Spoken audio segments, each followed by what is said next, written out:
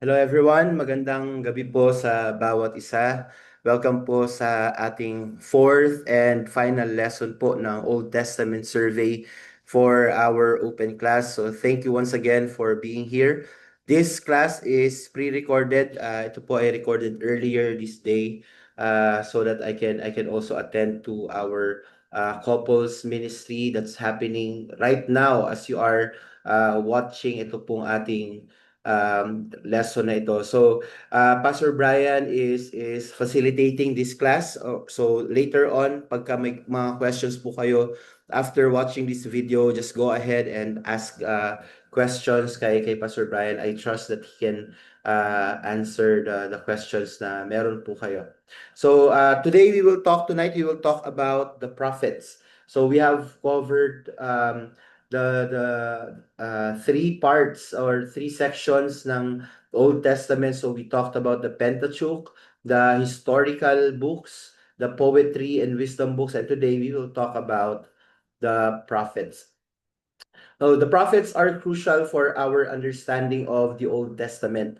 So sa lesson po na ito, we will examine two kinds of prophetic books. So we have what we call the major prophets and what we call the minor prophets. May kita po natin later no kung ano yung difference ng dalawang ito. But as we go on, as we go through each book, titingnan po natin yung mga yung kanila pong mga themes, yung emphasis sa kanila pong ibinibigay in relation to the overall plan or purpose ng ating Panginoon. So, titingnan po natin yung mga libro using the redemptive historical approach sa atin pong pag-aaral.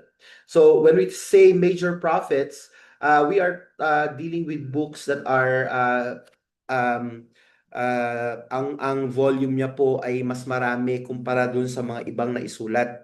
So when we say major, it's only in the sense na yung kanilang writings po ay significantly longer than the others. So there are at least four major prophets, pero we have five major prophets books. Okay, so mamaya titingnan po natin ano yung limang yon. Pero talking about the prophets, the person themselves, the people themselves, the prophets themselves, we are dealing with Isaiah, Jeremiah, Ezekiel, and also Daniel. Now, minor prophets, when we say minor, we are not saying na yung kanila pong message ay mas less important kesa po doon sa major prophets. Pero tulad po ng major prophets, we are dealing with length or yung volume po ng kanilang naisulat. So, these prophets from Hosea to Malachi are considered to be minor prophets because yung kanila pong mga naisulat ay maiiksi. So prophets to Israel, we have the Northern Kingdom. So again, yung Northern Kingdom, it is composed of 10 tribes. Ang tawag po diyan ay Israel at ang capital po nila ay yung Samaria, no? So for the Northern Kingdoms, we have the following prophets: Hosea, Amos, and Jonah. While for the Judah, yung Southern Kingdom naman po, which is composed of two tawag dito, two tribes. Okay, yung tawag po sa Southern Kingdom ay Judah. Ang capital po niyan ay nandiyan po ang Jerusalem, no? So for the Southern Kingdom, you have the following prophets. You have Joel, Obadiah, Micah, Nahum, Habakkuk, and Zephaniah. So probably some of you, it is your first time na naririnig po yung mga pangalan ng mga prophets na ito, no?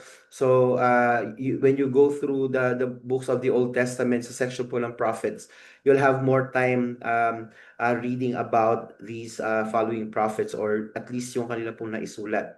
So, prophets after the exile. So, nag-collapse po both the Northern Kingdom and the Southern Kingdom. The Northern Kingdom, the people from the Northern Kingdom, they were brought to Assyria. They were exiled there. And then the people from the Southern Kingdom were brought to Babylon. So doon po sila na exile. So after po ng exile, after po ng mahabang panahon na pagiging slaves nila in another country, okay, so dito po nag-rise up o dito po nagsimula yung ministry ng mga prophets na ito. You have Haggai, Zechariah, and Malachi. So what are the characteristics of a prophet. Number one, they proclaimed the word of God. They predicted and pronounced God's judgment. They called the people back to godly living. They are recipients of God's voice or message. They are the ones who provided direction, especially for the kings, no? They are the ones na nagbibigay o coming from the Lord. They are the ones giving direction to the kings. They are also skilled orators and they perform miracles. So makita nyo po, no, very specific yung role na ginagampanan po ng mga prophets. Hindi lang po basta specific, they are very significant, especially for the nation of Israel. They are also the ones who communicated hope for the people of God. Okay, so even yung mga prophets po, they had their own disciples. They also served as judges. Okay, for example po si Samuel. So hindi lang siya basta propeta, siya po ay nag-function din as leader or as a judge for the nation of Israel. They are also the ones who anoint kings. So kingmakers, ang tawag po sa kanila, they're the ones who anointed the kings. For example, again, si Samuel, he anointed Saul and David. They are also tasked to offer sacrifices, all right? And they also had visions coming from God. So there are different, at least two types of prophets in the Old Testament. You have first one, the foretellers. Ito po yung mga tao o yung mga propeta na they predicted the future. They also proclaimed salvation through God's anointed one, and that is the Lord Jesus Christ. We have what we call the foretellers. Ito naman po yung mga propeta who spoke to change the people's behavior. So whenever God wants to call out the behavior of the Israelites, He would use the prophets. So itong mga prophets na to, sila yung magsasabi, ito yung ginawa mo, ito yung dapat mong gawin, dapat mong baguhin ang kaparaanan mo. For example po si Prophet Nathan, no? Naalala niyo po ba si Nathan? When David fell, when he sinned with Bathsheba, but it was the prophet Nathan who addressed yung kanya pong pagkakasala. So he's an example of a prophet who is a foreteller. Okay, they speak the mind, the will, and the purpose of our God, and usually they begin their statement with "Thus says the Lord." Okay, or the word of the Lord came to me. So when you read the books of the prophets at nakita po ninyo yung mga statement na ganyan, "Thus says the Lord." So yung ang ginagawa po ng mga prophets na yan, they are foretelling. Okay, so they have the message and they are delivering it so that the people of God would change their ways. So let's now go and discuss and talk about the major prophets. So una po sa listahan natin ay si Prophet Isaiah. Isaiah's name means the Lord saves or the Lord is salvation. Yan po yung kahulugan ng kanyang pangalan. He was an 8th century prophet. Po may nakalagay dyan na IHAM. So ibig sabihin ito po yung mga contemporaries. Ibig sabihin, ito pong apat na to, you have Isaiah, Hosea, Amos, and Micah. Kaya po siya IHAM. So yung 4 prophets po na yan, they were contemporaries. Ibig sabihin, they served in the same period of time.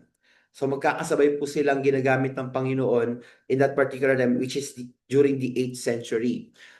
The prophet Isaiah prophesied to the southern kingdom, that is Judah, and he was also known as the evangelical prophet. So ibig sabihin, he would preach about, or he would talk about salvation or turning to the Lord, going back to the Lord. Okay, so yan po yung kanyang mensahe kadalasan. He was referred to as the Prince of the Prophets because of the literary excellence of his writings. The ministry of the prophet Isaiah spanned 57 long years. Napakahaba po. Simula po sa kamatayan po ni King Uzziah, no, hanggang sa panahon po ng hari ng Assyria. So napakahaba po ng panahon ng kanyang ministry.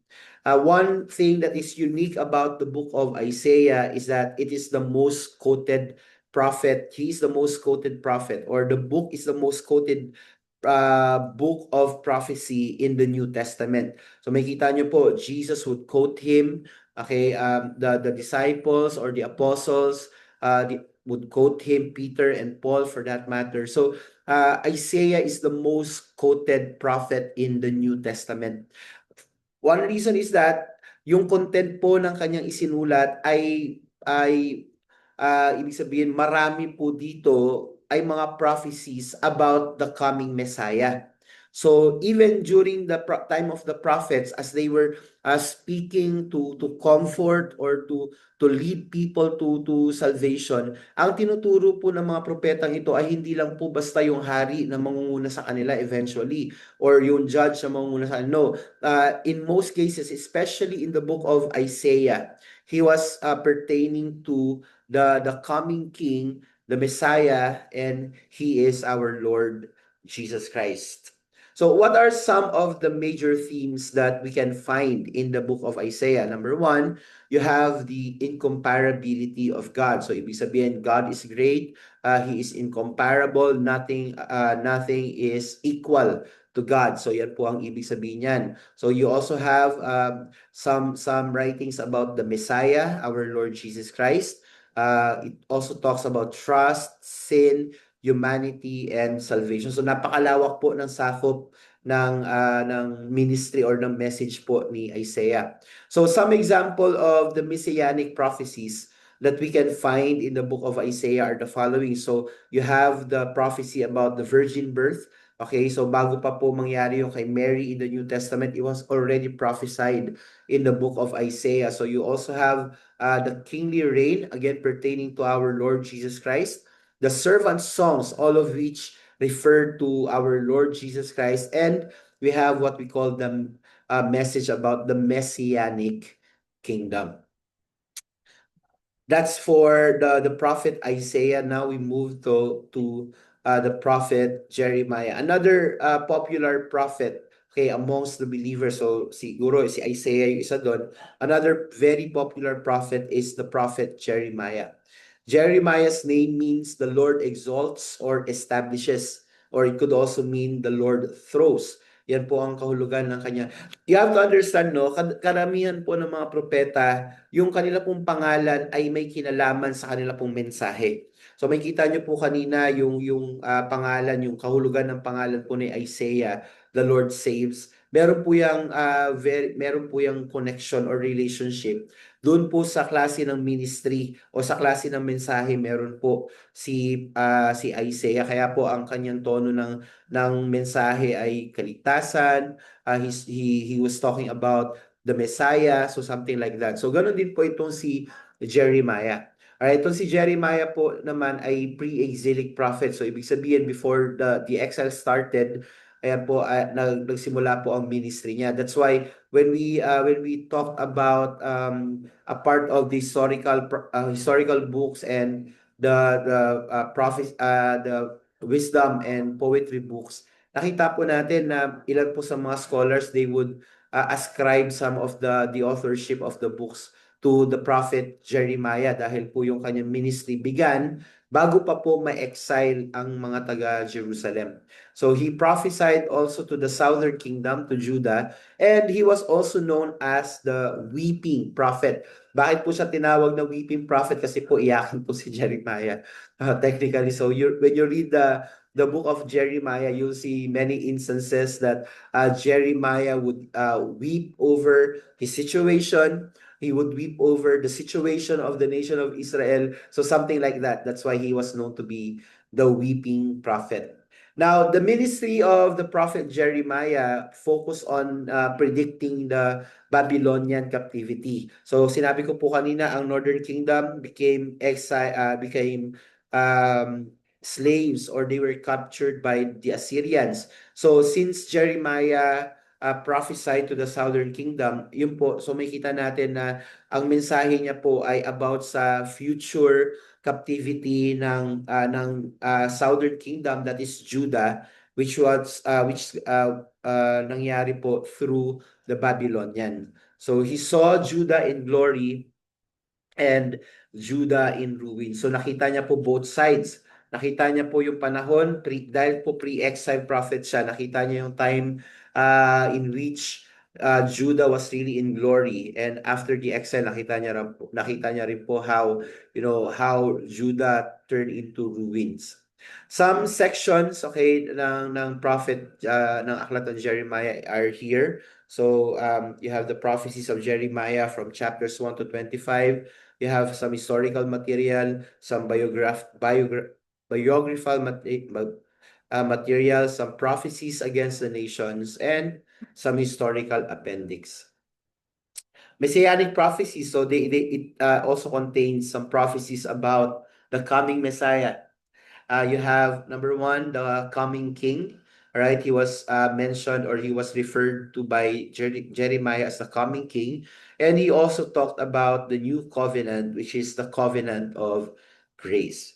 Ano naman po ang uniqueness ng aklat ng Jeremiah, no, compared to other books of prophecy? Number one, it is the longest book in the Bible in terms of words. Ito po ang pinakamahaba. Pangalawa, it was prophesied during the reign of at least five kings, I mean. So you have Josiah, Jehoaz, Jehoiakim, Jehoiachin, and Zedekiah. So yan po ang isa sa uniqueness ng aklat po na ito. I'm waving to some people going home, so sorry po. Another book, ito yung sinasabi ko kanina, no, we mentioned four major prophets, pero there are five major prophetical books. So, ang isa po doon ay yung aklat po ng Lamentation, which was also written by the prophet Jeremiah, since he is the weeping prophet. So, most Bible scholars believe that it was Jeremiah who authored the book of Lamentations. The name of the book means laments or tears or pagtangis po sa Tagalog. And this book records the deep sorrow of God or the author over the destruction of the holy city. So ang predicted time of writing po, no, not predicted, estimated, sorry, time of writing po ng Aklat ng Lamentation was after the fall of Jerusalem. So it's the reason why the author, or God through the author, is lamenting the condition of Jerusalem because of its current situation, okay, or the situation when the book was actually written. Some would include Lamentations as a major prophet, okay, while others would not consider it as a part of the writing section in the Old Testament. This one, the Book of Lamentations, is composed of five poems, limang tula po, and the five chapters are five laments. So each chapter contains 22 verses. So ibig sabihin po, yung pagkakasulat niya ay very poetic in nature. So you have 22 verses. Each verse begins with the letter of the Hebrew alphabet. So yun po yung pagkaka-form niya, yung that's the idea, okay, behind the section or the numbering of the verses of Lamentation. What are the major themes in the book of Lamentation? Number one, mourning over Jerusalem's destruction. Okay, this also talks about the judgment of God over Judah due to her sins and the future restoration of hope. Ganyan po ang kagandahan sa lahat ng prophetical books ng Biblia. Yes, it talks about the destruction, the punishment, okay, the sins of the nation of either the northern or the southern kingdom. Pero it always ends with the future promise of restoration. Laging ganyan po ang tema ng mga aklat po ng prophecy ng mga prophetical books sa Biblia. Another major prophet is the prophet Ezekiel. So maybe some of you are familiar with the prophet Ezekiel. For me po personally, this is one of my favorite prophetic books because of yung kanya pong very powerful din na content. The name of Ezekiel means God is strong or God strengthens or God makes hard. Yan po yung meaning ng kanyang pangalan.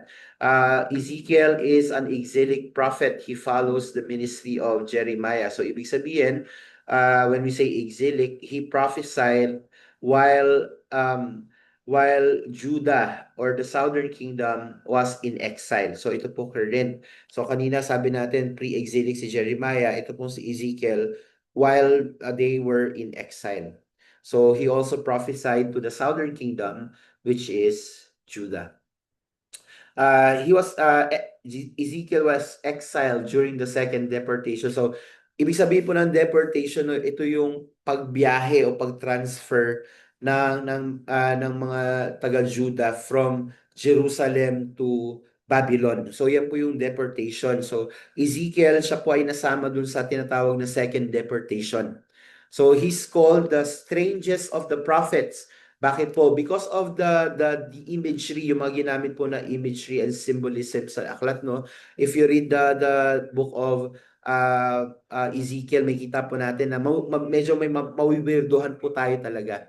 One example po dyan ay yung paggamit po ni Ezekiel ng kanyang sariling katawan to describe or to talk about the condition or to deliver the message of God for the nation of Israel or Judah. The ministry of Ezekiel, mainly he served as a priest, okay, who was exiled. He was a priest who was exiled to Babylon along with many other Jews. So siya po ay nagdirect ng message ng Panginoon to his fellow exiles, essentially telling them that though they are not in the Holy Land, God was with them and will soon deliver them. So kita niyo po mga kapatid, isa sa pwede nating matutunan dito, segue lang po ng konti, no? Makita natin na hindi natin kailangan hintayin na matapos po yung ating trouble bago tayo magpagamit sa Panginoon. Minsan po kasi ganun ang thinking natin. We want the Lord to finish whatever it is na ginagawa niya or whatever it is na inalaw niya sa buhay natin so that when it's done, doon tayo magpapagamit sa Panginoon. Hindi po ganun yung kaparaanan ng Panginoon as we can see in the example that the prophet Ezekiel provided for us. Kita niyo po ang ginawa niya while he was in exile together with the other Jews. He served the Lord. He served as a priest. He served as a prophet. He talked about, the future hope that the Lord has for the nation of Israel. So this one is very much applicable to us as well. So in your troubles, in your difficulty, in the season that you are in, be useful to the Lord. Allow the Lord to use you. Allow the Lord to use you as an instrument para po iparating ang mensahe niya sa kanya po mga anak. Some prophecies of end time restoration for Israel. So makita natin dyan, Ezekiel wrote about the idea of having new heart. Okay, the valley of dry bones. Makita natin dyan one very, very interesting chapter found in the book of Ezekiel, and also the new temple and the new boundaries, which can be found in chapter 40 to 48. What are some of the unique traits or characteristics of the book of Ezekiel? Number one, besides Daniel, it is the only other exilic prophet book. Another thing, many specific dates when God spoke. So may kumbaga, may mga specification. During this time, the Lord spoke to Ezekiel for the nation of Israel. Parang ganun po. It's also a book of many visions. Makikita natin, again, yung vision about the valley of dry bones, the vision of the temple and the river of God flowing from the temple. So there's a lot of visions that can be read in the book of Ezekiel. So yan po yung ilan sa mga unique traits ng aklat po na ito. And the last major prophet in the Bible is Daniel or the book of Daniel. So ang pangalan po ni Daniel ay nangangahulugang God is my judge. So makita po natin yung realidad po ng kahulugan ng pangalan ni Daniel, no, when he was put in a situation wherein his faith was being tested. God indeed served as the judge of Daniel. Daniel speaks of God's judgment of different kingdoms that oppose his purposes until God's own kingdom prevails in the end. The book of Daniel is highly apocalyptic. Ibig sabihin po, it uses imagery or symbolism that predicts the future events. Kaya po siya apocalyptic. So yung mga things concerning about the end of the world, yan po yung tono niya. Some of these were fulfilled already prior to Christ, with some still await fulfillment at the end. Wait lang po.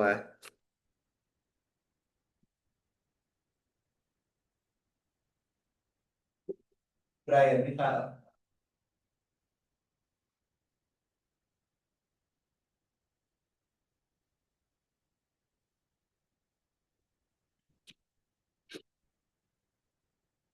Right. Another thing about Daniel is that he's an exilic prophet. Ibig sabihin po, again, he served during the time of the exile. Next, he prophesied to the people of Judah, exiled in Babylon. Again, Southern Kingdom po siya nag-serve. And then he is exiled during the first deportation of 605 BC. Kanina po si Ezekiel, he was deported, he was part of the second deportation. Ito po si Daniel, he was part of the first deportation. Some of the major themes that can be found in the book of Daniel are the following: God's sovereignty, the concept of redemption, the messianic kingdom, and also eschatology. Eschatology is a study of the end times. So may kita po natin. That's why we can read things. Kaya siya apocalyptic yung aklat po ng Daniel, because there are things about the end of days that we can read from the book of Daniel. So these are the major themes. Like Ezekiel, Daniel was exiled to Babylon. So while there, God uses him to minister to the king himself, in the process, revealing God as the sovereign ruler of all the kingdoms of the earth. Pwede nating isipin, no, minsan, when you read the how the northern and the southern kingdom was destroyed or was captured, pwede nating isipin parang it's already the end for these people. Pero may kita natin na hindi po yun yung ano that's not the case. Bakit po? Kasi you can also find na in that book, in these books, even during the time of exile, kumikilos po ang Panginoon. Gumagawa po siya ng uh, gumagawa siya ng, I mean, he makes sure that he operates, he function, or he gives instruction sa mga prophets na ginagamit niya during this time. So, very functional po ang mga prophets sa panahon pong ito. Very obvious po ang pagkilos ng Panginoon even during the time of exile. And again, one thing that we can learn from this particular scenario is that again, even in the time of difficulties and suffering, hindi po tumitigil ang Panginoon sa pagkilos. He continues to operate, he continues to move. Minsan po hindi natin nakikita yung actual na pagkilos, pero in the background may ginagawa po ang Panginoon. May ini-establish siya po ang kanyang purposes sa ating mga buhay, at patuloy niya pong ipinapakita at pinapamala sa atin na kaya po niyang gawin yung mga bagay na ipinangako niya sa atin despite of our situation in life. So uniqueness of the book of Daniel. So besides Ezekiel, it's the only other exilic prophet, not including Lamentation. The structure and the content are more of a narrative without the typical prophetic language. So kita natin, the book of Daniel compared to the other books of other major prophetic books, no, it comes as a story. Para ka nagbabasa ng storya, it's very narrative.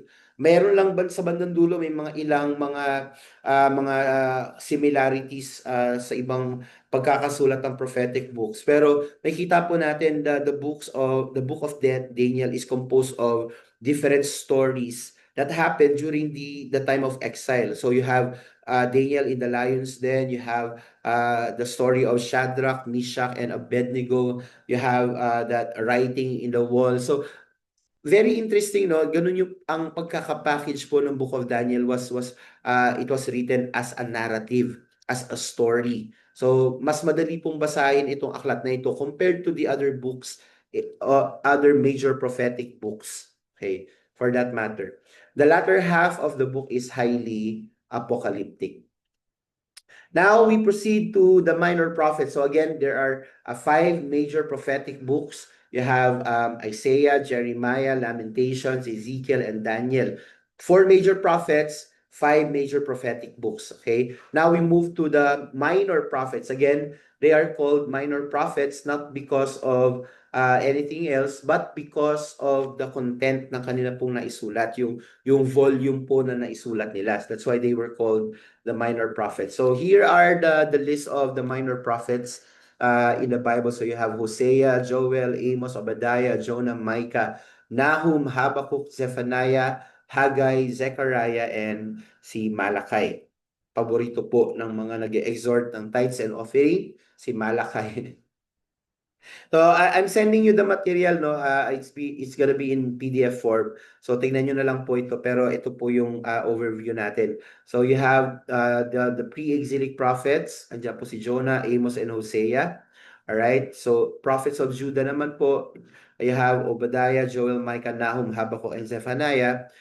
For the post-exilic prophets, you have here you have prophets of Israel, you have Hosea. For Judah, ito po yung mga prophets. For the post-exilic prophets, you have Haggai, Zechariah, and si Malachi. Let's start with the minor prophets. Si unang-una po sa listahan ay si Hosea. The name of Hosea means salvation or God helps or He helps. He's a pre-exilic prophet, 8th century prophet. Kasama po siya dun sa sinabi natin kanina na Iham. Sino-sino nga po yung prophets na yan? Isaiah, Hosea, Amos, and si Micah. So yan po yung Iham. He prophesied to the nation of Israel, so Ephraim. So that's the northern kingdom. Kanina po, yung mga major prophets natin, they prophesied sa Southern Kingdom, no? Ito pong si Hosea, he's one of the prophets who prophesied to the Northern Kingdom. The theme of the book of Hosea is God's love for Israel. So makita natin dyan yung comparison po ng pagmamahal ng Diyos, how yung symbolism na ginamit po para i-demonstrate yung pagmamahal ng Diyos for the nation of Israel. What is the uniqueness of the book of Hosea? This prophet was sold to Mary, an adulterous wife. Ito si Gomer. No, the message of hope is intertwined with the message of destruction. So there's a message of hope, pero there's a message of destruction, pero it is paired with the message of hope. This one is there are just a few prophecies that seem to point at Judah. Mainly, he prophesied to the northern kingdom, and he was probably seen as he's probably saw the fall of Israel in 722 BC to the hands of the Assyrians. So that's the prophet Hosea. Another minor prophet is the prophet Joel. Isa po sa popular din na na minor prophet ay itong si Joel. Ang pangalan po ni Joel ay nangangahulugang Yahweh is God. Okay. So whenever you see the word El, kasi yan po ay it means God. So lagi po may ganun, no? So yan yung kahulugan pag may nakita po kayo sa dulo na El o sa pangalan ng lugar o ng tao na El, it always it means God. So Joel, his name means Yahweh is God. He prophesied to Judah, to the southern kingdom. Not much is known about Joel other than he wrote this book. Wala pong masyadong detail tungkol po sa kanyang pagkatao. Unlike kay Isaiah, no, may mga detalye pong ipinrovide pero po tungkol kay Joel, wala. The book was dated possibly in 835 BC. The book of Joel is also called as the book of the unknowns. Bakit po? Because a lot of things are unknowns. Okay, in this particular book. So yung identity po ni Joel, it's unknown. Yung authorship po is unknown. The date is unknown. So it's the book of the unknowns. Ang tema po sa aklat na ito is the great and dreadful day of the Lord. So, maraming beses po natin mababasa yung statement na yan, no? In the great and dreadful day of the Lord. So, lagi po yung sinasabi dyan sa aklat ni Joel. Ito pong day na ito is symbolized by the locust attacks. So, it's a symbolism. So, ano po ba ang ibig sabihin nito? So, may kita po natin, it refers to the destruction of the southern kingdom. So he calls on the people of God to repent or else judgment will visit them as well. So it's a warning for the southern kingdom. The day of the Lord, yung immediate future po, ibig sabihin yung sa kanila, sa time nila, the immediate future, it talks about the judgment for Judah, and that is the invasion of the nation of Babylon. Now, for the distant future, ibig sabihin po sa ating kapanahunan, okay, sa mangyayari pa in the future, this day of the Lord speaks about the judgment day after the glorious return of our Lord Jesus Christ. So yan po ang ibig sabihin ng day of the Lord. So again, if you read about it in the context of during the time when the book of Joel was written, so it talks about the judgment of Judah. In the far future, during our time, and in the future time, it talks about the judgment that's gonna take place when Jesus Christ returns. Ano naman po ang uniqueness ng aklat po na ito? It focuses on the day of the Lord. It's very rich in imagery. So, andyan po yung locus and so on and so forth. It also talks about the judgment of God for the sinful, for the sinners. And also, Joel used a tragic event, for example, yung plague ng locust, no, to give his message to the people. Ito pong aklat na ito is the one quoted in the book of Isaiah. Diba? When it was said in those days, God would pour out His Spirit on all people and they will prophesy. So, yung past part po na iyon ng Acts, kung saan po na-mention yung prophecy po o yung statements na iyon ay directly taken from the book of Joel. So makita natin no na it's very kumbaga it speaks about the future. Hindi lang yung present future. I mean, hindi lang yung immediate future nila. It also speaks about the far future. Another minor prophet is the prophet Amos. Ang pangalan po ng propetang ito ay nangangahulugang load or burden bearer. Okay, so pag ang pangalan po ninyo sa inyong anak ay Amos, okay, ibig sabihin you're saying na he's the one carrying your burden. Okay, that's the name of the word Amos. He's also an 8th century prophet. Kasama po siya, contemporary po siya ni Isaiah at ni Hosea. He prophesied to the northern kingdom, the nation of Israel, and the author is known to be Amos. Amos is the only prophet who seems to mention his two occupations and his hometown. So he's from Tekoa. He was a shepherd and he was a fruit farmer who took care of sycamore fig trees. This one is written before a significant event. For example, yung earthquake, may na-mention po dyan, no? So, sinasabi nila na itong aklat po na ito because of the content in the book, it's believed to have written before before a significant event. The prophet's name was Amos, not to be confused with the name of Isaiah's father, Amos. Okay, may pagkakaiba po yun. Ano po ang tema dito sa aklat na ito? Number 1, God's justice and righteousness. This book also talks about condemnation to those who are unjust. It also speaks about repentance for restoration and God's glorious future for His people. Uniqueness of the book. Ito pong book na ito ay unique for 2 reasons. Number 1, social justice. Okay, so ito po ang isa sa mga aklat na tumutukoy po at nagbibigay ng atensyon dun sa hustisya. Okay, so ibig sabihin, alam naman natin that our God is just. So He wants justice. Okay, especially for those who are yung tinatawag po natin nasa laylayan. So gusto ng Lord na they are treated properly. It also talks about the purity of faith. Another next minor prophet is the prophet Obadiah. The name Obadiah means servant of the Lord. This one is a prophecy towards the Edomites. So ibig sabihin hindi po ito directed to either the northern or the southern kingdom. No, this one is prophesied to supposedly related nation to Israel, the Edomites. So alam naman po natin na si Edom ay pangalan po na ibinigay sa kapatid ni Jacob, no, na si Esau. So these are the descendants of Esau. It's the shortest prophetic book and it speaks of the destruction of Edom. Okay, by rejoicing over Israel's fall to Babylon. Edom herself will be destroyed, but Zion, okay, Israel will be raised back up. So again, Edom is related to Israel, pero sa halip na sila po ay mag-mourn because of what's happening to supposedly their sister nation.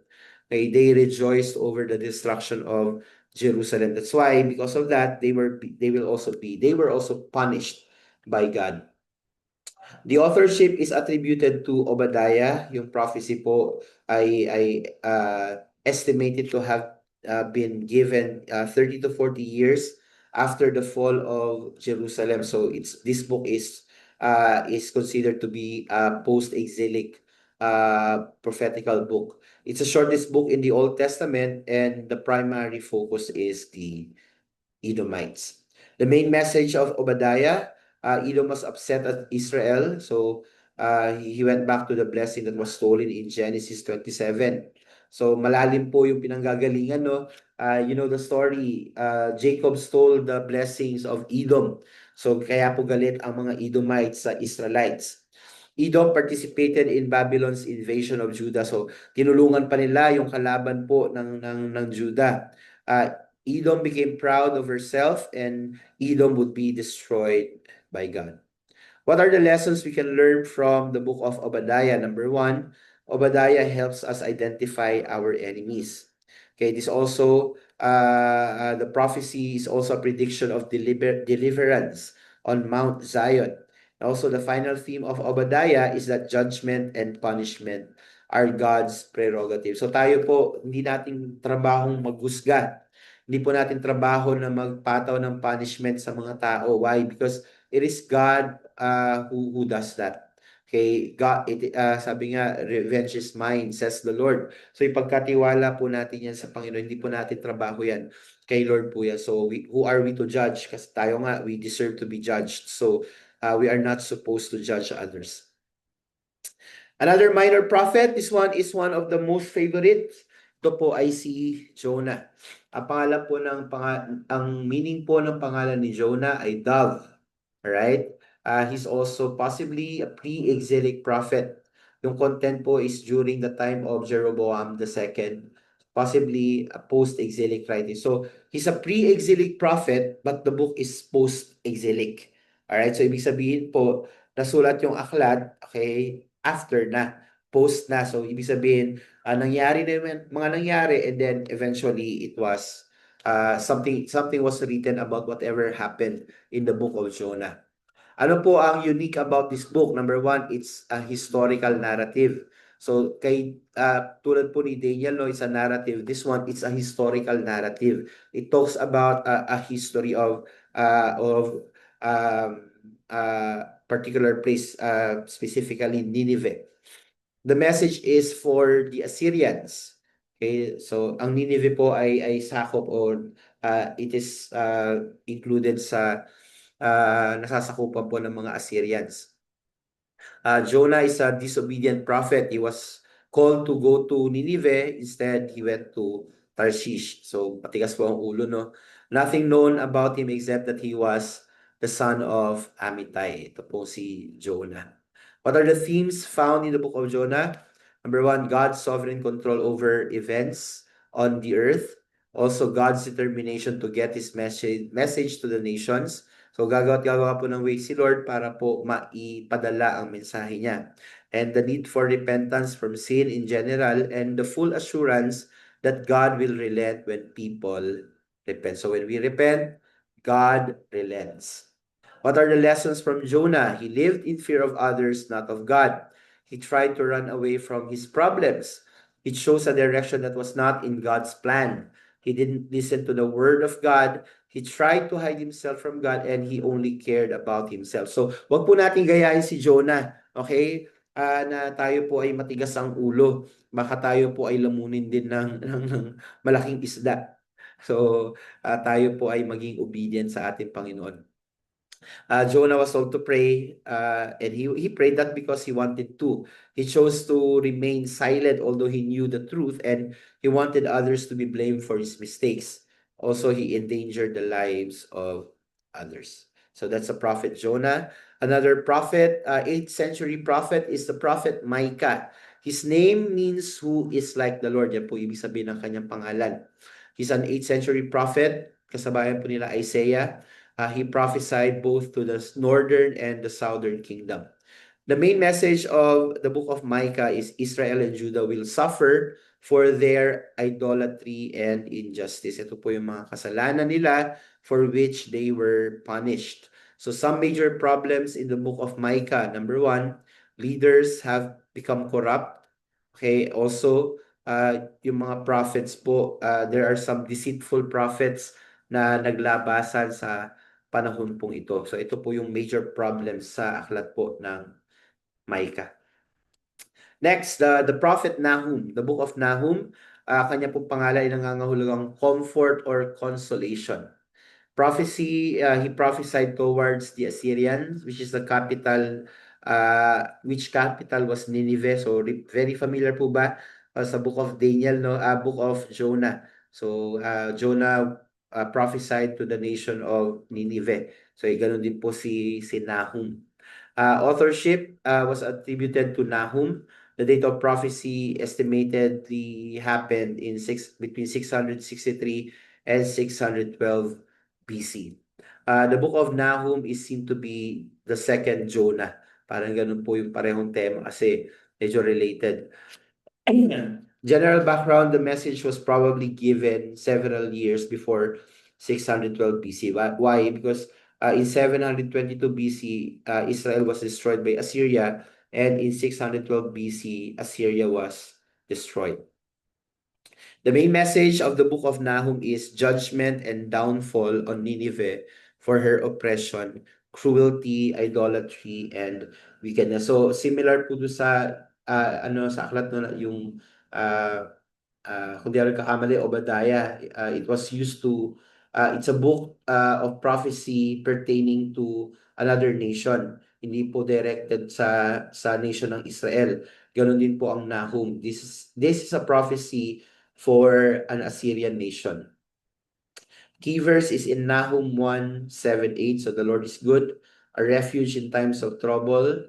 He cares for those who trust in him, but with an overwhelming flood, he will make an end of Nineveh. He will pursue his foes into darkness. God's qualities found in Nahum. Kita natin he's a jealous and avenging God. He is slow to anger and great in power. God is just.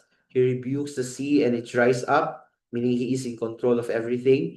And he is good. He's a refuge in times of trouble. Next is Habakkuk. Habakkuk, his name means, possibly means embrace or wrestle. He's a prophet to Judah, the southern kingdom. The authorship is attributed to the name of the prophet, to the prophet himself, Habakkuk. The date of prophecy is between 612 and 588 BC, possibly during the reign of Josiah and Jehoiakim. And nothing is known about him. The main message of the book of Habakkuk, where is the justice of God? That is the complaint of Habakkuk. So, ang mga tema po na makikita natin dito is the struggle and doubt, God's sovereignty, and it speaks about hope. Sabi dito po natin makikita, mababasa yung yung statement na the righteous shall live by faith as quoted 3 times sa New Testament. What are the unique characteristics of this book? Number one, this book is quoted in the New Testament. Yung sinabi po natin kanina, the Dead Sea Scrolls of Habakkuk do not include chapter 3.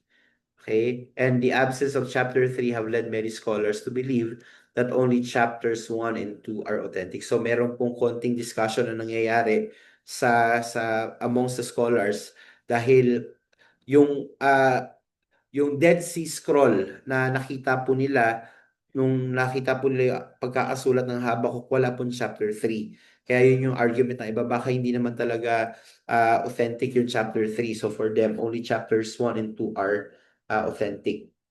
The key verse is found in Habakkuk chapter 3 verse 19. It says, "The sovereign Lord is my strength. He makes my feet like the feet of a deer. He enables me to go on the heights." Next, okay, we are about to konti na lang po. Zephaniah, another minor prophet. He prophesied towards Judah. His name means the Lord hides or the Lord protects. The authorship is attributed to Zephaniah, and this is the date of prophecies recorded during between 640 and 621 BC.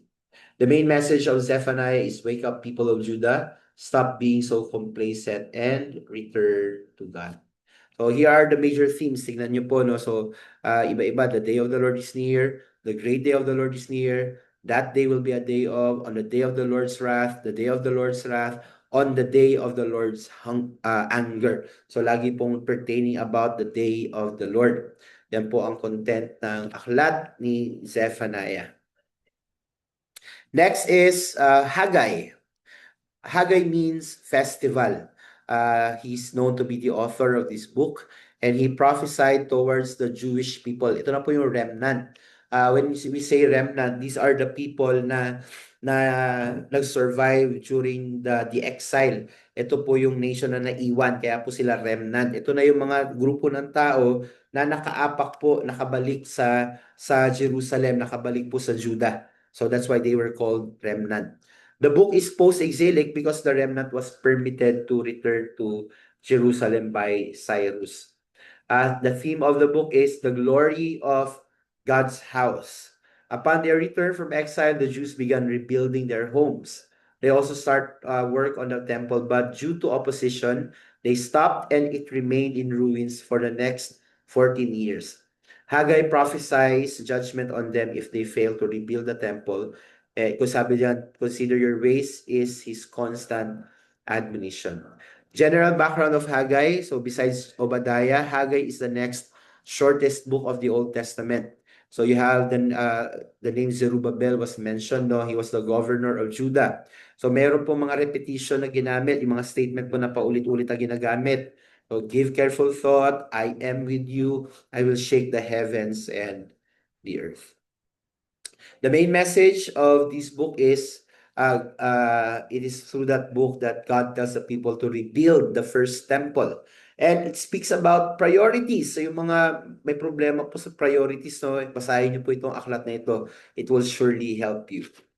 All right, next is Zechariah.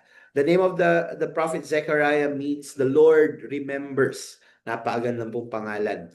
Prophecy towards the remnant of Judah. He prophesied towards the remnant po ng Judah. Again, those who, people from the southern kingdom na nag-survive po during the time of exile. Okay, so kaya sila tinawag na remnant.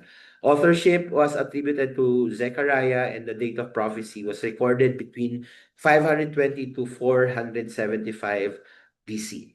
The main message of this book is rebuild the Jerusalem temple and the Messiah is coming. It's a mini Isaiah because it talks about the Messiah. Okay, so messianic prophecy. General background, it's the longest of the minor prophets. Zechariah is the son of Berechiah, the son of Iddo, second of the three post-exilic prophets. So you have Haggai and Malachi. He prophesied during the post-exilic period for the remnant that returned from Babylon. So ito po yung pagkakahati niya, chapters 1 to 8. Ito yung section niya, chapters 1 to 8 and then chapters 9 to 14. Major themes, two things. Number one, rebuilding the temple. And pangalawa, the king is coming. The Messiah will come to rescue and establish a kingdom and conquer all the enemies and rule the earth. Amongst minor prophets, this has the most amount of messianic passages. Another major theme is God's protection. God remembered the covenants that he made with his people. Last of the minor prophets, we have Malachi. Malachi's name means my messenger. He prophesied also to the remnant of the southern kingdom. Okay, authorship was attributed to Malachi. The date of prophecy happened between 450 and 430 BC. The main message of Malachi is stop giving God ritualistic worship. Worship God in spirit and in truth, as said in John 4 24. So ayaw ng Lord ng ritual, no? You're just doing things because, you got used to it. Ang gusto ng Lord ay yung pagsamba na nanggagaling talaga sa puso at sa espiritu. General background, nothing is known about Malachi, possibly not his real name. He's a third of the post-exilic prophets. Yung theme po ng aklat na ito is about repentance and reformation. Also, it addresses the problems a century after they return to Jerusalem. Theme is obedience and faithfulness. The temple and the walls have been rebuilt, but spiritual reforms were very much needed. They had neglected the laws of God through defiled animal sacrifices. Again, babalikan natin yung sa aklat ng Leviticus. So they were commanded to offer an animal that is pure, walang blemish or walang kahit na anong problema. Pero dito po, they offered a defiled animal. So there's adultery and divorce. They were withholding their tithes and offering. So kita niyo po mga kapatid gaano ka-importante ang mga bagay na ito sa ating Panginoon. Malachi closes not only his book but really the Old Testament. Siya po yung pinakahuling aklat sa Old Testament. So it's the conclusion of the matter. Okay, so he did that by announcing the coming of one, the called Elijah, who will prepare the way for the Messiah pertaining to John the Baptist. Okay, so when you read Matthew, okay, yung unang libro naman po ng New Testament, it speaks about John the Baptist, who is actually the forerunner who came in the spirit and the power of Elijah. So, kita nyo po yung connection, no? Malachi ended with the one coming to announce the coming of Elijah, and then the New Testament started with the Bible talking about John the Baptist, who was referred to by Malachi. He introduces to the people the Lamb of God who takes away the sin of the world. So here's my sources. So if you want to know more, diyan ko po kinuha yan so that you have some references. So that's it for our Old Testament survey. Congratulations everyone for completing our first class for this open class. Next lesson po, next month, we will begin with a new class. Pastor June Lupa will be the one to teach us. So thank you for bearing with me, for being with me in the past 4 Fridays. I hope that you learned a lot from the things na atin pong napag-aralan. Ito pong material na to shall be uploaded, okay, in the coming will be uploaded soon so that you can download it, read it, and probably use it sa saan po ninyo pwedeng gamitin. So, yun lamang po. Maraming salamat. Pastor Brian will be the one to close us in prayer. So, God bless you all and kita-kita po tayo in our next open class. God bless you.